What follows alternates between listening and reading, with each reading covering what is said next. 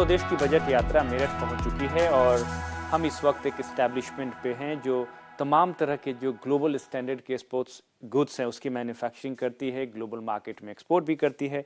और हमारे साथ इस इस्टेब्लिशमेंट के सीईओ जिसको कि नैल्को के नाम से जाना जाता है, मिस्टर अंबर आनंद है। आपका स्वागत है ईटी स्वदेश। धन्यवाद। जिस तरह की सिचुएशन इस वक्त बनी है, खासकर आपकी इंडस्ट्री के पॉइंट ऑफ व्यू से देखें और मेरठ में जो इंडस्ट्री है जो कि ग्लोबल स्टैंडर्ड के इक्विपमेंट्स बना रही हैं, ग्लोबल मार्केट में आपकी पहुंच है, वैसे में जो चैलेंजेस आ रहे हैं ग्लोबल मार्केट से, उसका क्या इम्पैक्ट अभी तक दिख रहा है?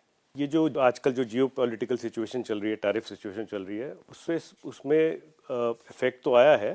पर जैसे कि हमारे यहाँ से दो तरह के, हम स्पोर्ट्स गुड्स में कहते हैं कि दो तरह के एक्सपोर्ट होते हैं, दो तरह के प्रोडक्ट होते हैं।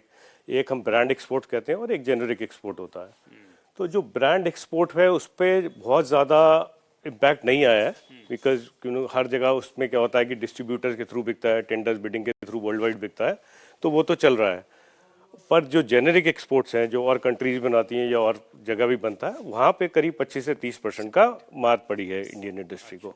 ओके, मैं देख रहा हूँ कि तमाम तरह के प्रोडक्ट्स हैं। क्या ये किसी स्पेसिफिक मार्केट को ध्यान में रखकर बनाया गया है या आप मल्टीपल ग्लोबल मार्केट को टैप कर रहे हैं? देखिए, जो जेनेरिक प्रोडक्ट होते हैं वो तो कंट्री वाइज बनते हैं, पर जैसे कि ये जो अप्रूव प्रोडक्ट होते हैं, कंपटीशन लेवल के प्रोडक्ट होते हैं, वो अपना वो सब एक ही तरीके के होते हैं। मगर जैसे डिस्कस हो गई, फॉर एग्जांपल, या जैवलिन हो गई, तो जैवलिन एक $10 की भी आती है और एक डिस्कस $300 की भी आती है।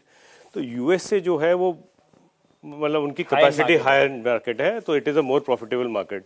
तो वहाँ पे जो होता है इश्यूज आते हैं, बिकॉज यूएस जो है हमारा एक बहुत बड़ी एक्सपोर्ट मार्केट है। वैसे में सरकार से क्या उम्मीदें हैं, क्योंकि बजट नज़दीक है? ऑफ कोर्स आपको भी उम्मीदें होंगी कि इंडस्ट्री के जो कंसर्न्स इस वक्त है उसको एड्रेस किया जाए, तो क्या रिकमेंडेशंस हैं, क्या डिमांड्स हैं? गवर्नमेंट से हमने जो अपनी मांगे रखी हैं उसमें बेसिकली हमने एक तो उनसे मांगी है, एक हमारी पहले मार्केटिंग असिस्टेंट स्कीम होती थी जो अब बंद हो गई थी, काफ़ी टाइम से नहीं मिल रहा था उस पर असिस्टेंट। तो हम गवर्नमेंट से, क्योंकि देखिए यूएस अभी इतनी जल्दी रेजोल्यूशन नहीं हो रहा है, तो हम गवर्नमेंट का भी कहना है कि आप दूसरी मार्केट की ओर देखें। तो उसके लिए हमने उनसे मांगी है, मार्केट डेवलपमेंट के लिए एक फंड मांगा है, जिससे भी हम एग्जीबिशंस में, फेयर्स होते हैं, उसमें जाएं, या रिवर्स बायर सेलर मीट्स होती हैं, वो करें मार्केटिंग के पॉइंट ऑफ व्यू से कम। और दूसरा हमने उनसे मांगा है कि ये हमारे यहाँ पे ये जो जितना स्पोर्ट्स ब्रांड्स हैं उनकी सबकी फेडरेशन होती है इंटरनेशनल, तो उनसे सर्टिफिकेशन लेने के लिए बहुत खर्चा आता है। तो उसमें हमने एक उनसे सब्सिडी मांगी है कि भैया आप सब्सिडाइज करें, एटलीस्ट 50% तक तो करें। तीसरा, हमने उनसे टेस्टिंग और सर्टिफिकेशन होती है एक्सपोर्ट करने के लिए, उस पर भी एक सब्सिडी मांगी है कि उसमें भी हमें कुछ हेल्प करें। इसके अलावा इस वक्त जो परिस्थितियां बन रही हैं उसमें सरकार भी, जैसा जिसका जिक्र आपने भी किया, कि दूसरे मार्केट को आप टैप करो, एक्सपोर्ट डाइवर्सिफिकेशन की ज़रूरत है, क्योंकि इस तरह की जो चुनौतियां बनी हैं उसका परमानेंट सोल्यूशन ये है कि हम अपने मार्केट को डाइवर्सिफाई करें। जी, आपने तमाम तरह की मांगे सरकार से की है, लेकिन कौन कौन से ऐसे मार्केट्स हो सकते हैं जहां पर आपका फोकस एरिया हो सकता है एक्सेप्ट यूएस? देखिए, ऐसा है, यूएस को हम इग्नोर नहीं कर सकते। वो बहुत बड़ी, हमारी 27% का एक्सपोर्ट यूएस को जाता है। तो एक हमारे लिए बहुत बड़ी मार्केट है, आप एकदम उससे शिफ्ट नहीं कर सकते, एंड वो बहुत वेल पेइंग मार्केट है। तो प्रॉफिट जो आपके मेजर वहीं से आते हैं, तो हम उसको इग्नोर तो नहीं कर सकते। हम उसमें सरकार से चाहते हैं कि भाई जल्दी से जल्दी कोई एक अपना ट्रेड एग्रीमेंट साइन करें उनके साथ। But at the same time diversification भी बहुत जरूरी है, क्योंकि ऐसी प्रॉब्लम आगे भी आ सकती है, समस्या आगे भी खड़ी हो सकती है। तो फ्यूचर के लिए हमें रेडी रहना है। तो कौन कौन से मार्केट? तो देखिए, उसमें हम जो अब देख रहे हैं, एक लैटिन अमेरिकन मार्केट है, अच्छा, और एक रशियन मार्केट है, जो कि अनटैप्ड है ऑलमोस्ट। इंडिया का एक्सपोर्ट वहाँ बहुत कम होता है, तो अभी हम उन मार्केट की तरफ देख रहे हैं।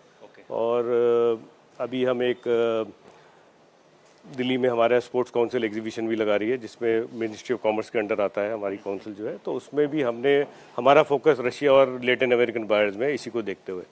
प्रोसेस सिंप्लीफिकेशन एक ऐसा एरिया है जहाँ पे तमाम तरह के इंडस्ट्री जो हैं जिनसे हम सुबह से बात कर रहे हैं, उनका फोकस है, वो कह रहे हैं कि गवर्नमेंट को प्रोसेस को ज़्यादा सिंप्लीफाई करना चाहिए और इसमें जो कॉस्ट इन्वॉल्व है उसमें भी कमी लाने की ज़रूरत है।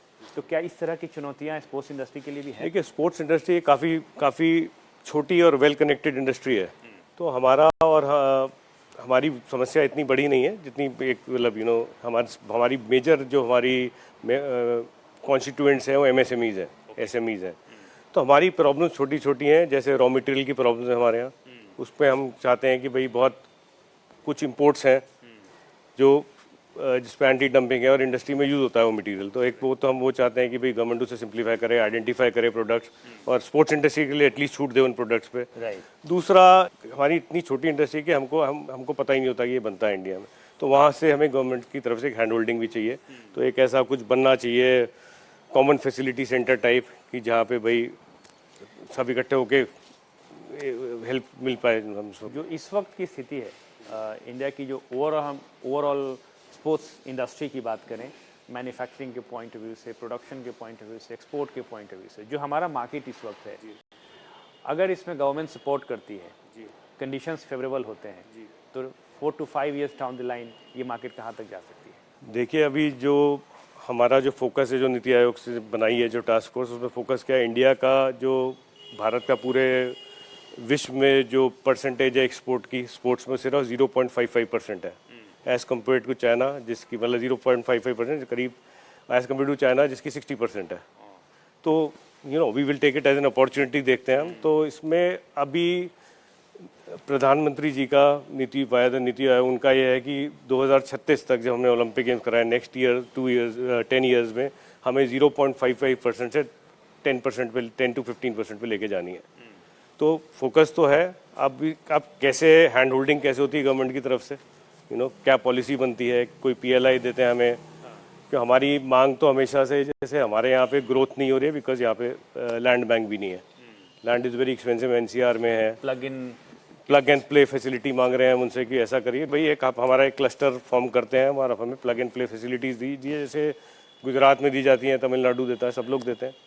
तो उससे क्या होगा, काफ़ी फिलिप मिलेगा इंडस्ट्री को, और काफ़ी मेरा मानना है कि जो गवर्नमेंट ने बनाया है कि भाई 0.55 से 15% ले जाना, वो फिजिबल है, अचीवेबल है, बट हमारा कैपिटल जो है वो मशीनरी और ऑटोमेशन में लगना चाहिए rather than लैंड पे लगना चाहिए। एक आखिरी क्वेश्चन, जो हम कॉमनवेल्थ गेम्स ऑर्गेनाइज करने जा रहे हैं, आपको उस वक्त डिमांड बढ़ सकती है, उसकी क्या तैयारियां हैं? तैयारी सबकी तरफ से चल रही है। गवर्नमेंट ने ये भी इच्छा जताई है कि आपका 2030 एक टेस्ट गेम्स हो, प्री ओलंपिक्स टेस्ट गेम्स हो, जिसमें मेक इंडिया प्रोडक्ट लगा जाए। तो सरकार भी कोशिश कर रही है और हमारे निर्यातक और जो मैन्युफैक्चरर्स वो भी लगे हैं कि बाय द टाइम हम अपने ब्रांड्स खड़े कर दें with the help of the government, of course.